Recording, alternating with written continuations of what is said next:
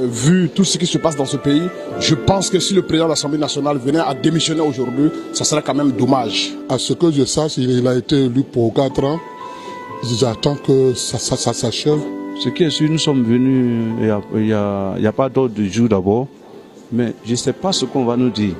Si le président venait de rendre sa démission, vous savez, dans ces derniers temps, nous les députés, on a trop de problèmes. Je ne peux pas comprendre que l'exécutif pousse un député de l'Assemblée nationale, celui-là même qui incarne l'institution de cette Assemblée, à démissionner. Non, maintenant parce que le président Ouattara l'a voulu, avec insistance.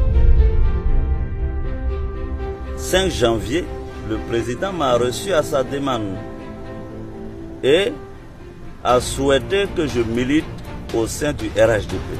J'ai même expliqué au président que j'ai suivi un homme qui s'appelle Alassane Ouattara pour 3 raisons.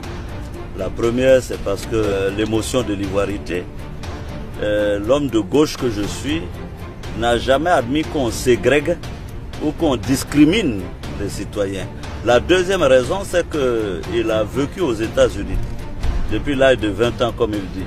Donc pour moi, il ne pouvait qu'être imprégné, imbibé des valeurs de la démocratie et des libertés. La troisième raison, c'est que c'est un technocrate. Il a fait un PhD en économie. Donc pour moi, il avait un bon CV, le bon CV pour le faire. Monsieur le Président de l'Assemblée nationale. Il m'a dit, alors le congrès était très important et que si je ne me rendais pas au congrès, il serait contraint de me demander de rendre ma démission. Ce que j'ai acquiescé, sans hésitation d'ailleurs. Le 24 janvier, à nouveau le président me convoque. Il me demande à savoir si j'avais changé d'idée. Je lui ai dit non, monsieur le président, c'était tout réfléchi, je ne suis pas RHDP et que je ne comptais pas me rendre au congrès. Le président m'a dit bon, dans ces conditions, il faut que je rende ma démission. Je lui ai dit d'accord. Il ne restait que nous puissions nous mettre d'accord sur une date de démission. Après le congrès, le 27, je peux vous dire que le président m'a appelé en colère en me disant que j'avais fait une démission orale et que par conséquent, il m'enverrait des émissaires. Et ces émissaires sont arrivés chez moi, je dis bien, le 28 janvier à 17h30, qui m'ont envoyé une note et m'ont demandé de signer ma démission.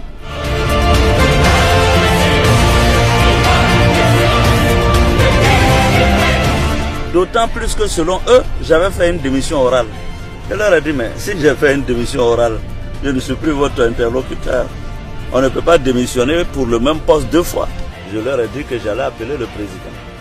Par la suite, j'ai envoyé un courrier au président pour lui dire que je voulais qu'on préserve la dignité de l'institution parlementaire et que si je devais démissionner, je voulais que ça se fasse conformément à la Constitution, c'est-à-dire la convocation de l'actuelle session extraordinaire. Je vous informe, je vais là pour rendre ma démission. On aurait pu attendre l'ouverture de la session ordinaire de l'Assemblée le 1er avril pour que je rende ma démission. Rien ne pressait. Après tout ce que je viens de vous dire, si ce n'est pas de l'harcèlement, on peut parler d'insistance. Et c'est dommage, c'est triste pour nos démocraties. Je pense que je suis en droit de dire que la Côte d'Ivoire a reculé de 30 ans. La démocratie a reculé.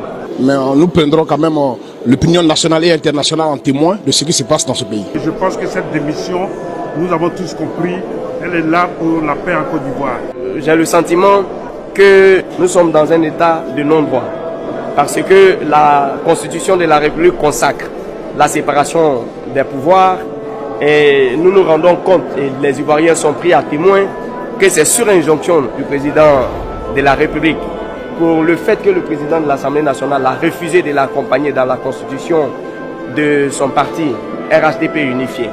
Parce que sa conviction ne l'y autorise pas. Depuis 2 ans, depuis mai 2017, je me suis préparé à cette éventualité.